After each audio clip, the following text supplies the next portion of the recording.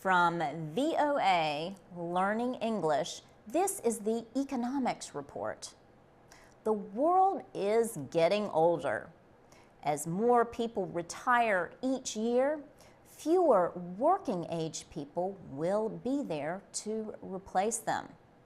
This has effects not only in the workplace, but in the world of finance.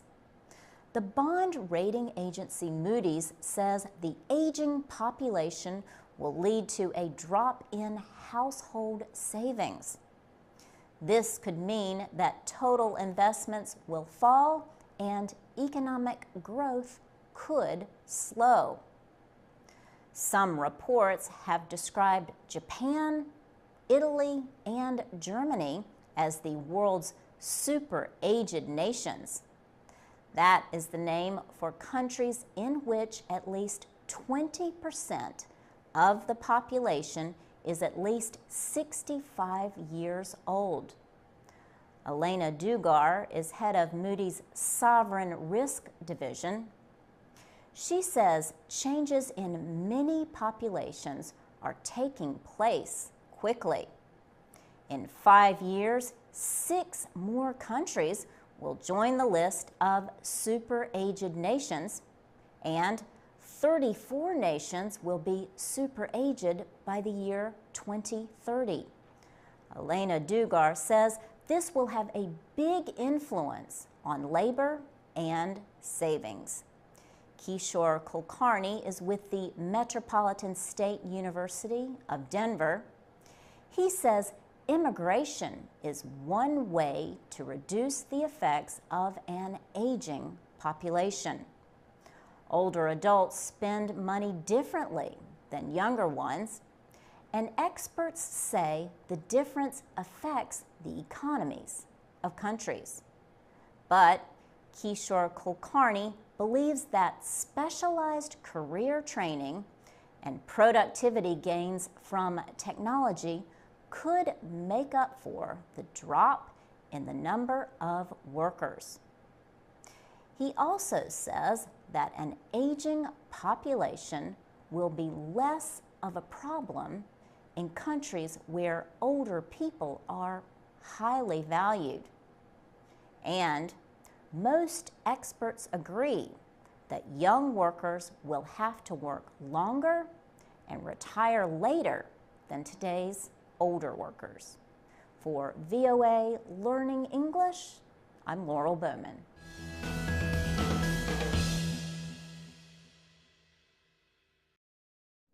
From VOA Learning English, this is the Economics Report in Special English. Congressional leaders and the Obama administration began budget negotiations soon after the presidential election. They are trying to avoid what is being called the fiscal cliff, which is a combination of tax increases and budget cuts that could harm the economy. However, a group of wealthy Americans has formed to try to influence those talks. More than 20 members traveled to Washington recently to call on lawmakers to raise taxes on the richest Americans. The group calls itself Patriotic Millionaires. Members have incomes of at least $1 million a year. Their message is simple: tax us more, we can take it. They are worried about the growing gap between rich and middle-class Americans. The group supports President Obama's plan to raise taxes on high-income earners as part of a budget agreement to avoid the fiscal cliff. If an agreement is not reached by the end of this year, taxes will go up for most Americans, and federal spending will go down sharply. The patriotic millionaires believe their taxes need to be raised. They also do not agree with the idea that increasing taxes on those who create jobs means fewer jobs will be created. TJ Zlotnitsky is the head of iControl Systems, a data management company. He is also a member of the group. He says his personal tax rate is not an issue when he decides on hiring workers. The group opposes raising taxes on the middle class, but not high earners, noting it would be bad for the economy. Patriotic Millionaires has more than 200 members across the country. They work in finance, entertainment, technology, and other areas. For VOA Learning English, I'm Alex Villarreal. This is the VOA Special English Economics Report. 2009 may be remembered as the year the world avoided an economic depression. In the United States, stock prices sank to their lowest levels in March. But stocks recovered strongly for the year. The S&P 500 index gained over 20%, its largest increase in 6 years. As 2009 ended, the nation's biggest banks rushed to repay money from the Troubled Asset Relief Program, or TARP. In October of 2008, Congress approved up to $700 billion to rescue the financial industry. In December, the United States Treasury announced that Wells Fargo and Citibank had repaid $45 billion. They joined Goldman Sachs, J.P. Morgan, Morgan Stanley, and Bank of America in returning government aid. In June, the Treasury permitted the 10 largest banks to return their rescue money and withdraw from TARP. This let banks escape government restrictions on pay for top officials. Now, the government holds a large ownership share in only one big bank, Citigroup. The Treasury says it expects banks to repay $175 billion of TARP money this year. The American car industry also had big problems in 2009.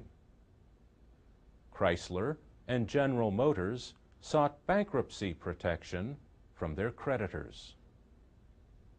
The restructured companies may still need government aid, which has already reached over $60 billion. But a government program that paid Americans to trade in old vehicles for new fuel-saving models increased car sales in the summer.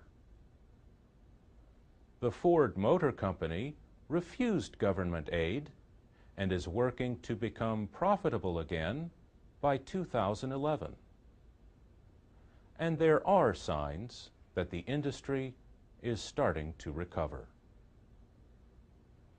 However, the housing market continues to suffer its worst downturn in generations. Mortgage financer Fannie Mae reports that payments on 5% of its single-family home loans are late.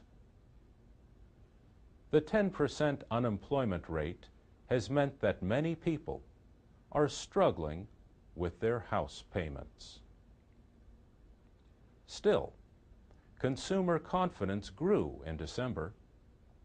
Experts say Americans were feeling better about the job market and the economy. Growth in the United States is expected to reach about 2.5% in 2010. And that's the VOA Special English Economics Report. I'm Alex Villarreal with the VOA Special English Economics Report. The financial crisis of 2008 brought attention to a big problem with banks.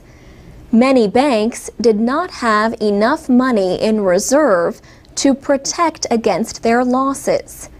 Now, there is a proposed solution. In September, banking supervisors from 26 nations and Hong Kong met in Basel, Switzerland. They announced proposals to make banks safer by requiring them to increase their reserves. The Basel Committee on Banking Supervision has been working on a set of recommendations known as Basel III.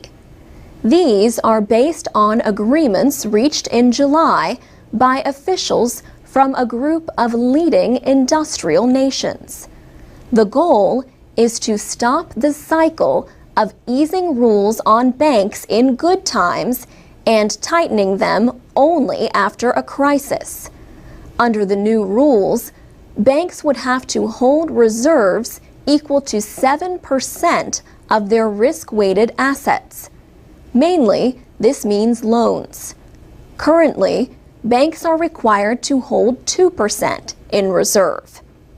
The bigger reserves could be in the form of cash or common stock, also known as common equity. Banks would also have to hold extra reserves as their national economies improve. The new requirements would go into effect starting in January of 2013. Banks would have 5 years to fully meet them. International banking lawyer Ernie Patricus, a former vice president of the Federal Reserve Bank of New York, explains why.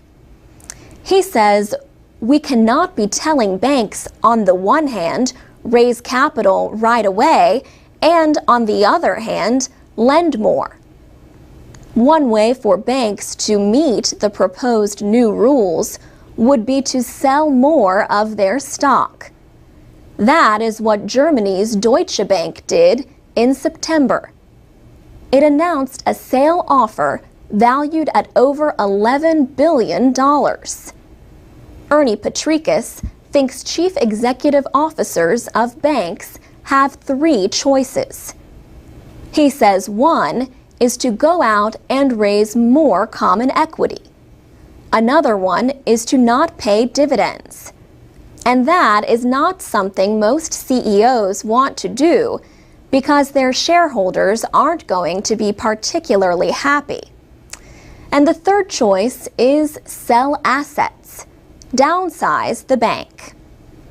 Nations on the Basel Committee will now seek to pass the new rules into law so their banking supervisors can enforce them. Banks that fall below the reserve limits could have to stop paying dividends to shareholders or bonuses to top employees. Ending dividends would anger shareholders, and limiting pay could send bankers fleeing to hedge funds, where there are fewer rules.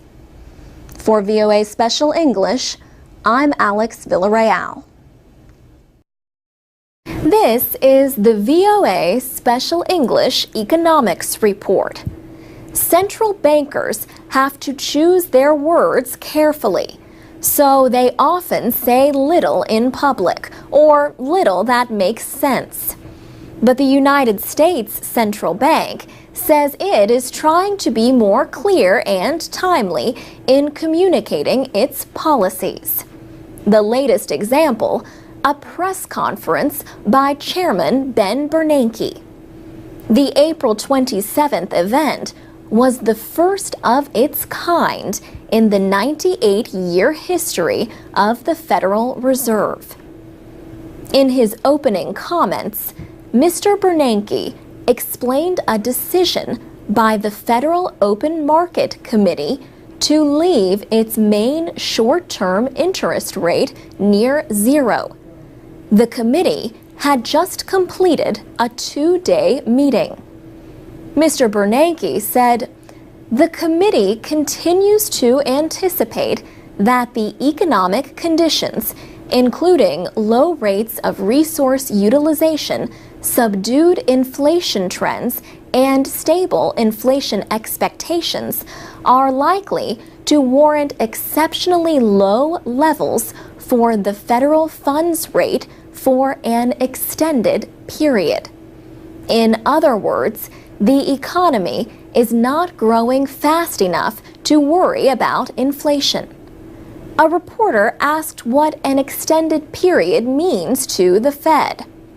Mr. Bernanke said it suggests a couple of meetings probably, but it all depends on the economy. He said it is very hard to blame the American public for being impatient with the speed of the recovery. But he pointed out that unemployment is still high. Oil and gasoline prices are high, and the housing market remains very weak. The committee said it will complete purchases of $600 billion in Treasury securities in June. The Fed launched the bond buying program late last year in an effort to keep interest rates low and strengthen the economy. Some economists say this second round of what is known as quantitative easing, or QE2, has not been effective. Mr. Bernanke disagreed and pointed to examples like gains in stock prices. The Fed has two main goals for its monetary policy: the highest possible employment rates and stable prices. The bank faced criticism for intervening either too little to some critics or too much to others in the financial crisis. The press conference produced no surprises, yet as recently as the middle of the 1990s, the Fed did not even release its decisions or its interest rate targets to the public. The Fed announced in March that Mr. Bernanke will hold 4 press briefings a year. The next of 3 planned for this year will follow a decision on interest rates in June. For VOA Special English, I'm Alex Villarreal. This is the VOA Special English Economics Report. European Union officials agreed on a debt rescue plan in May.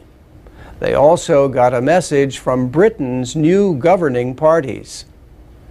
William Hague, the new British Foreign Secretary, said, "It was not difficult to agree between us that neither party is in favor of handing any more powers to the European Union." In the British elections, the Conservatives won the most seats in Parliament, but not a majority. So they and the Liberal Democrats formed Britain's first coalition government since World War II. Gordon Brown resigned as Prime Minister.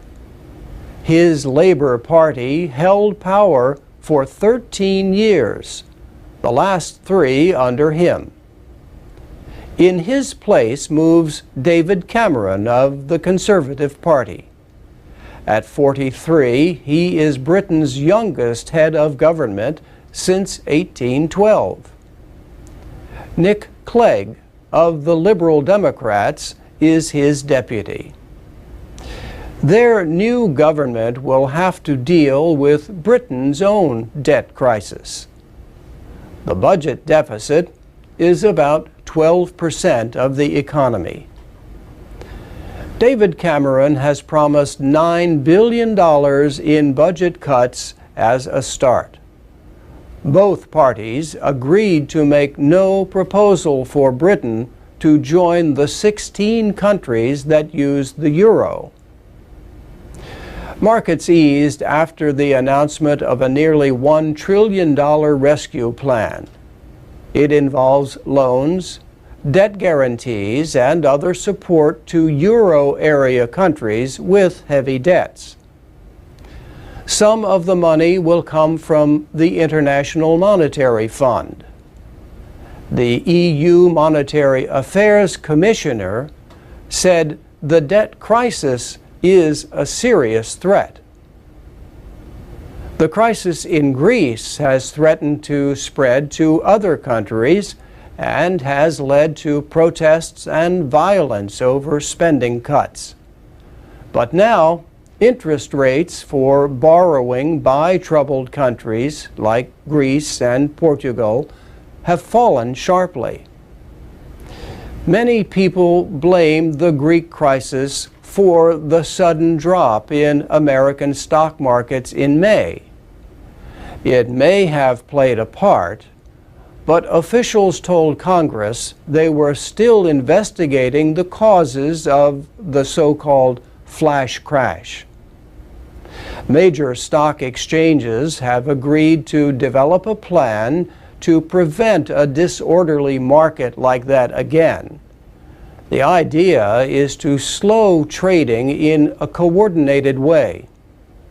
The Dow Jones Industrial Average fell nearly 1,000 points in minutes, then largely recovered. The plunge renewed debate about the risks of electronic exchanges and high-speed computer trading systems. And that's the VOA Special English Economics Report. You can comment on this report at voaspecialenglish.com. This is the VOA Special English Economics Report. The British bank Standard Chartered agreed to pay $340 million to a United States financial regulator in August. The agreement was to settle charges that the bank illegally hid financial business with Iranian interests. The wording of the agreement notes that the financial business in question amounted to at least $250 billion. Standard Chartered said it strongly rejects the charges. The bank said it will fight efforts to withdraw its license to do business in New York, an important financial center. Standard Chartered is Britain's fifth largest bank. New York State's top bank regulator accused the bank of being a rogue institution from 2001 to 2010. The regulator said the bank made hundreds of millions of dollars in fees from about 60,000 financial exchanges with Iranian financial institutions. The reported exchanges were made through the bank's New York offices. One official said the dealings exposed the United States banking system to terrorists, illegal drug traffickers, and rogue states. The United States Federal Bureau of Investigation is carrying out a criminal investigation.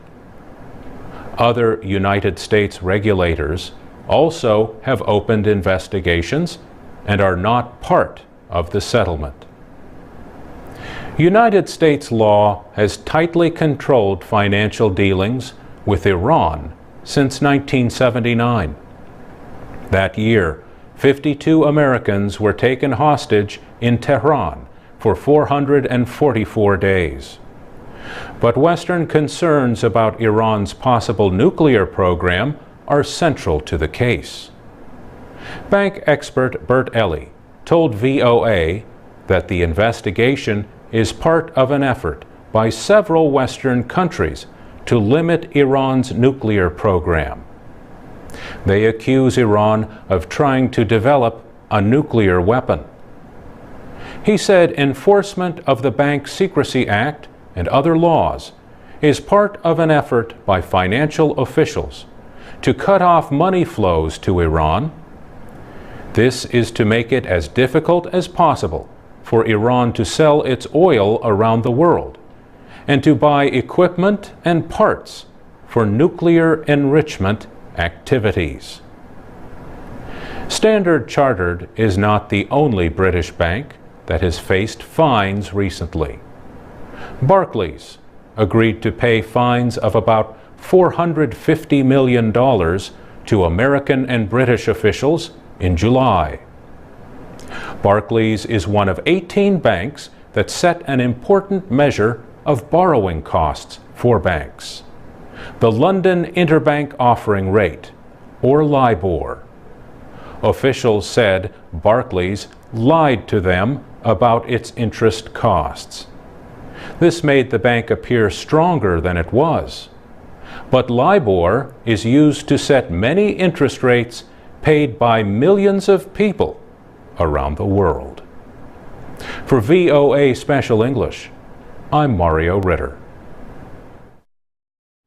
This is the VOA Special English Economics Report.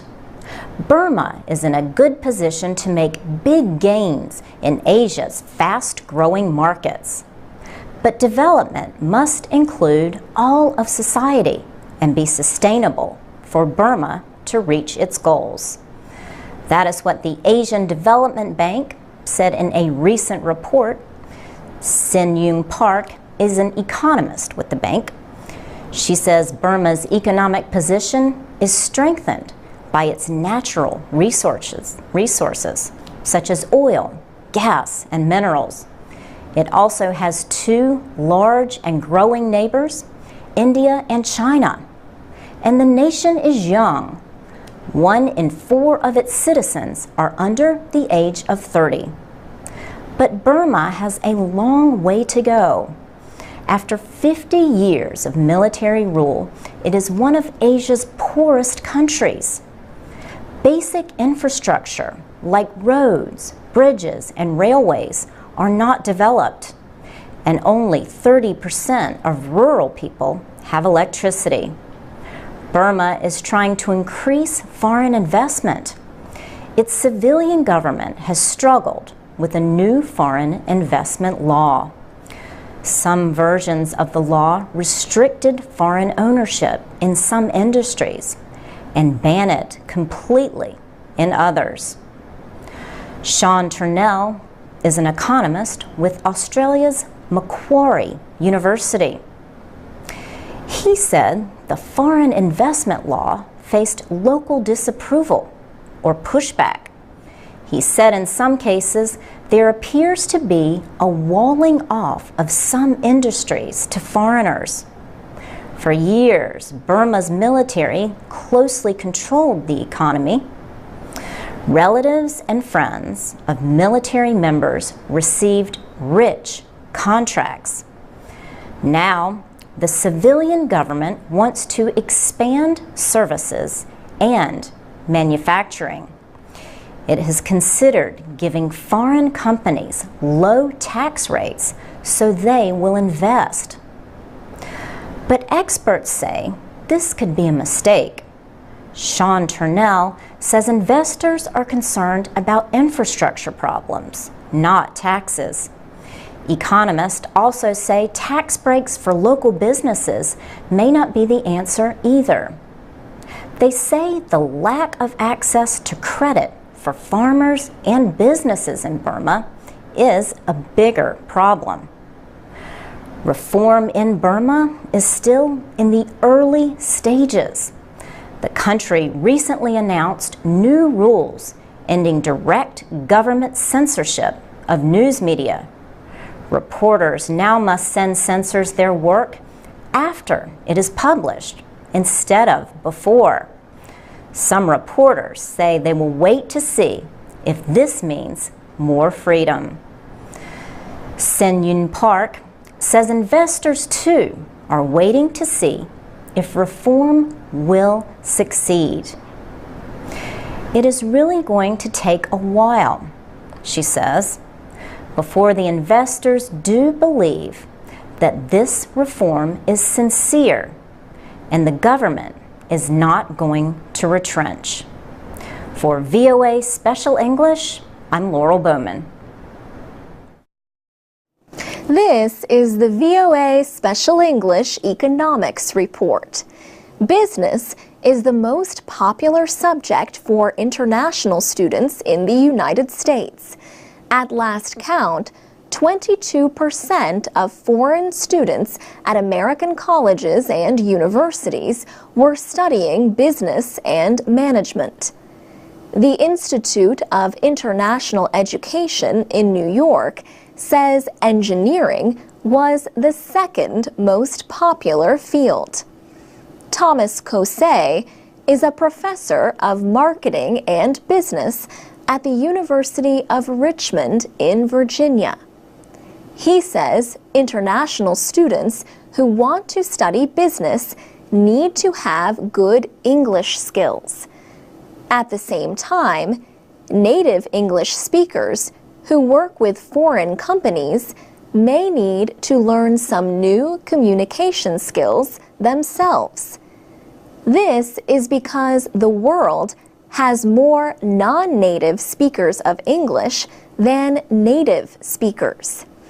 At the University of Richmond, teams of graduate students work with companies seeking to enter the American market. The students learn about writing market entry studies. The reports are written in English. But Professor Kosei tells his students to consider who will read them.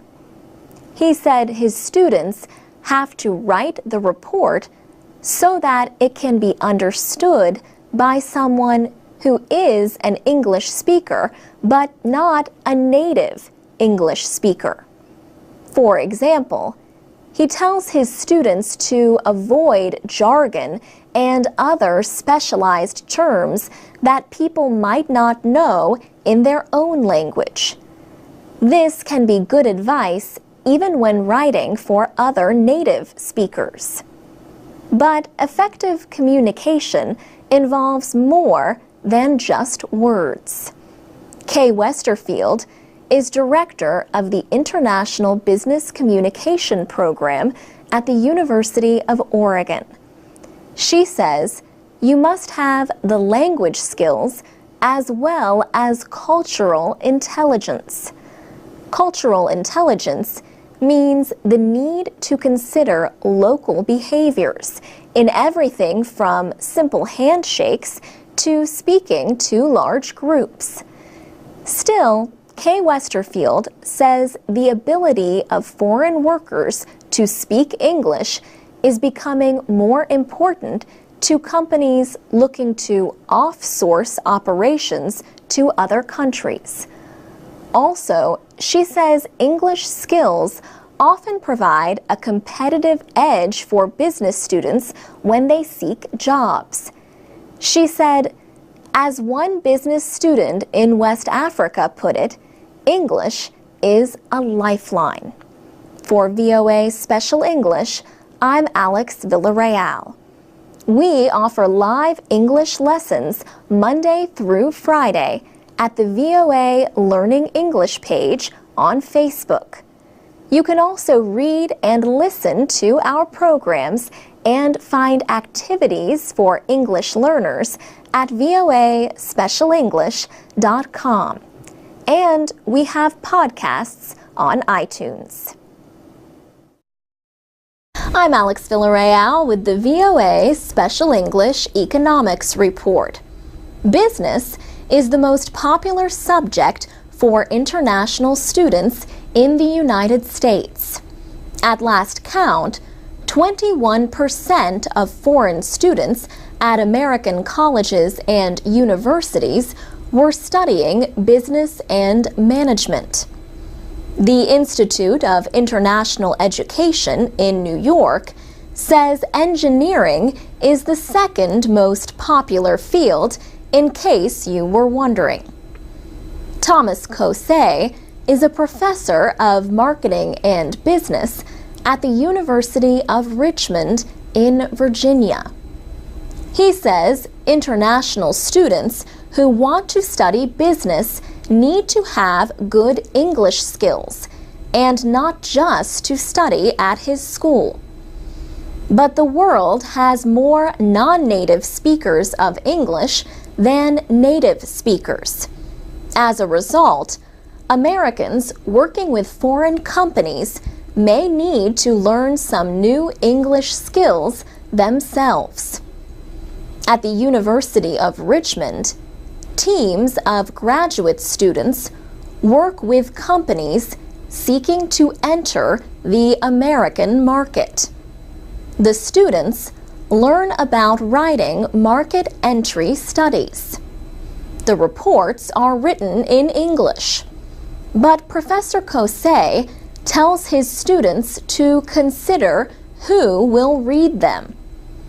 He said his students have to write the report so that it can be understood by someone who is an English speaker but not a native English speaker. For example, he tells his students to avoid jargon and other specialized terms that people might not know in their own language. This can be good advice even when writing for other native speakers. But effective communication involves more than just words. Kay Westerfield is director of the International Business Communication Program at the University of Oregon. She says you must have the language skills as well as cultural intelligence.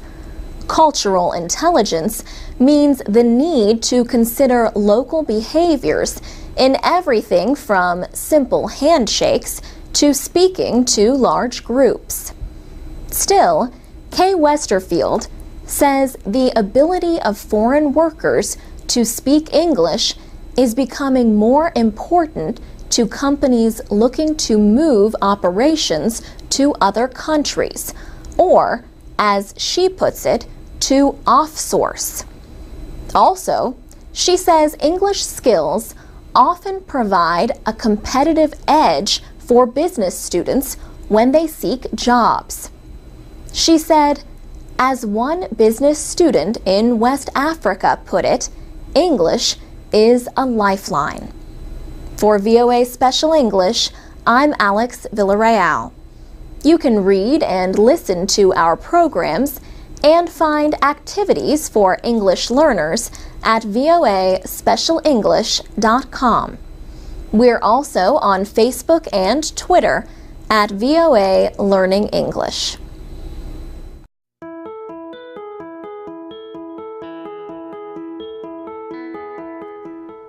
From VOA Learning English, this is the Economics Report.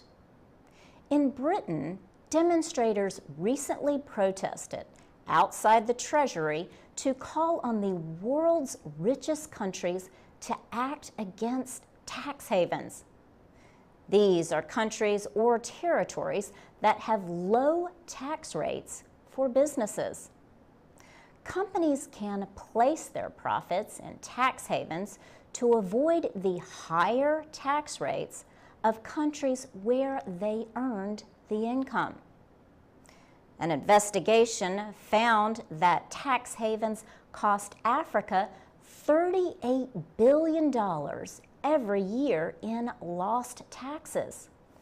Former United Nations Secretary General Kofi Annan led the investigation. The demonstrators at Britain's Treasury called on Chancellor George Osborne to discuss the practice with finance ministers from other wealthy countries. Melanie Ward is with the Enough for Everyone If campaign. She said she believes many people in Britain and the world oppose such tax avoidance. Tax havens and low-tax countries like Ireland are popular, but critics of tax havens say big companies transfer profits out of the countries on which their income depends. Ronan Palan is a professor at City University, London. He says capital in some African countries is funding development in other parts of the world because of such transfers. The charity Action Aid says the brewing company SAB Miller uses a complex system of tax havens. It says this system moves profits out of the company's operations in developing countries like Ghana. SAB Miller denies any tax abuses. It says in 2010 it paid about $250 million in corporate taxes in India and sub-Saharan Africa. British Prime Minister David Cameron has promised to discuss the issue of tax havens at the G8 leaders meeting in June. For VOA Learning English, I'm Laurel Bowman.